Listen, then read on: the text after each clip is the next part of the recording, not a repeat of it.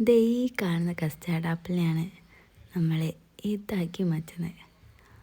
ആദ്യം നമുക്ക് custard ആപ്പിളിലെ seed ഒഴിവാക്കണം. അതിന് മിക്സിൻ്റെ ജാറിലിട്ടൊന്ന് ക്രഷ് ചെയ്തെടുക്കാം. അധിക സമയമൊന്നും ചെയ്യരുത്, ജസ്റ്റ് ഒന്ന് മിക്സി ഓണാക്കിയാൽ മതി. അപ്പോൾ നമുക്ക് ഇങ്ങനെ കിട്ടും. ഇതിൽ നിന്ന് സീഡ് ഒഴിവാക്കാൻ വളരെ എളുപ്പമാണ്. ജസ്റ്റ് സ്പൂൺ വെച്ച് സീഡിനെടുത്ത് കളയാം. ഏകദേശം 1/4 കപ്പ് അളവിൽ നമുക്ക് കിട്ടും. എഗ്ഗ് ബീറ്റ് ചെയ്യാൻ ആദ്യം 3 മുട്ട, 1 ടീസ്പൂൺ വാനില എസൻസ് ആഡ് ചെയ്ത് നന്നായിട്ട് ബീറ്റ് ചെയ്യാം. അതിലേക്ക് 1 കപ്പ് പഞ്ചസാര കുറച്ചായിട്ട് ആഡ് ചെയ്യാം. പൊടിച്ച പഞ്ചസാര 1 കപ്പ് വേണം. മധുരം കുറവ് മതിയെങ്കിൽ കുറച്ചെടുക്കാം. ശേഷം നന്നായിട്ട് ബീറ്റ് ചെയ്യാം. കുറച്ചായിട്ട് ഷുഗർ ആഡ് ചെയ്ത് നന്നായിട്ട് ബീറ്റ് ചെയ്യാം. ഈ സമയം 1 നുള്ളു ഉപ്പ് കൂടി ആഡ് ചെയ്യലേക്ക്. ശേഷം വേറൊരു ബൗളിലേക്ക് ഡ്രൈ ഇൻഗ്രീഡിയൻസ്, അതായത് മൈദ 1 cup, 1/2 teaspoon baking soda, 1 teaspoon baking powder add ചെയ്ത് നന്നായിട്ട് സീവ് ചെയ്യാം. കട്ടകളൊന്നും കിട്ടാണ്ടിരിക്കാൻ വേണ്ടിയിട്ട് 1-2 ടൈം അധികം സീവ് ചെയ്യുന്നത് നല്ലതായിരിക്കും.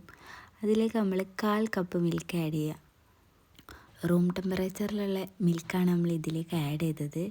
ശേഷം നമുക്ക് കിട്ടിയ കസ്റ്റാർഡ് ആപ്പിളിൻ്റെ ക്രീം കൂടി ഇതിലേക്ക് ആഡ് ചെയ്യുക. നന്നായിട്ട് മിക്സ് ചെയ്യുക. ഞാനിവിടെ ബീറ്റർ വെച്ചാണ് മിക്സ് ആക്കുന്നത്. ശേഷം അതിലേക്ക് നമ്മൾ എഗ്ഗിൻ്റെ മിക്സ്ചർ കുറച്ചായിട്ട് ആഡ് ചെയ്യുക. കട്ട് ആൻഡ് ഫോൾഡ് മെത്തേഡിൽ നന്നായിട്ട് മിക്സ് ആക്കുക. ഡ്രൈ ഇൻഗ്രീഡിയൻസും വെറ്റ് ഇൻഗ്രീഡിയൻസും നന്നായിട്ട് മിക്സ് ആവണം. ശേഷം ബട്ടർ പേപ്പർ വെച്ച ഒരു കേക്കിൻ്റെ മോൾഡിലേക്ക് ഇതൊഴിക്കുക. സ്പാച്ചുല വെച്ച് ഇതെല്ലാം നന്നായിട്ട് ഈ മോൾഡിലേക്ക് മാറ്റുക. ശേഷം ഇതിനെ നന്നായിട്ട് ടാപ്പ് ചെയ്യാം. ഇതിലുള്ള എയർ ബബിൾസൊക്കെ പോകാൻ വേണ്ടിയിട്ടാണ് നമ്മൾ ടാപ്പ് ചെയ്യുന്നത്.